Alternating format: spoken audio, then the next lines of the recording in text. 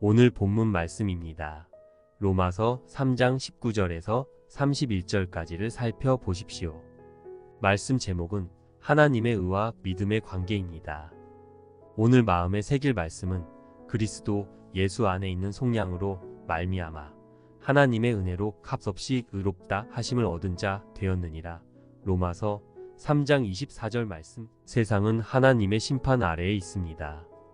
그래서 율법으로 우리의 죄를 깨닫게 하지만 우리가 스스로 의로워질 수 없음을 드러내고 있는 것입니다. 이렇게 우리는 하나님의 기준에 미치지 못하는 존재이기에 인류는 죄 아래 있다는 사실을 확인할 수 있는 것입니다. 오늘 본문 말씀은 우리가 죄인으로서 하나님의 의를 어떻게 받아들이고 믿음으로 의롭게 되는지를 잘 알 수 있는 말씀입니다. 율법의 행위로 하나님 앞에서 의롭다고 인정받을 사람은 아무도 없습니다. 그것은 모든 사람이 죄를 지어 하나님의 영광을 잃어버렸기 때문이며 우리는 언젠가는 반드시 심판받을 것은 당연한 사실입니다. 그러므로 그리스도 예수 안에서 얻은 구원으로 말미암아 하나님의 은혜로 값없이 의롭다 인정받은 것입니다. 하나님의 은은 우리의 행위가 아니라 예수 그리스도를 믿는 믿음을 통해 주어지는 것입니다.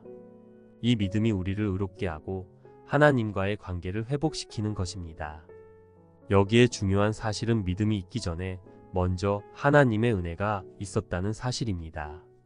믿음도 은혜가 없으면 무가치한 것이 될 것이며 그것은 하나님의 아들 예수를 속죄 제물로 내어주신 결과이며 그로 말미암아 많은 사람이 구원을 받게 된 것입니다. 하나님께서 이렇게 하신 이유는 우선 하나님께서 의로운 분이라는 것과 또 예수를 믿는 사람은 누구나 의롭다고 인정함을 보여주시려는 것입니다. 그러므로 이 사실을 어떻게 자랑할 수 있겠습니까? 그 누구도 자랑할 수 없는 것입니다. 모든 사람이 죄를 범하였기에 하나님의 영광에 이르지 못하는 것이며 그러므로 우리는 죄인임을 알고 예수 그리스도의 보혈이 아니면 속량받을 수 없는 존재인 것을 고백하며 우리가 의인된 것은 오직 하나님의 은혜이며 이 은혜로 우리의 삶을 변화시키고 새로운 소망 속에서 살아야 할 것입니다.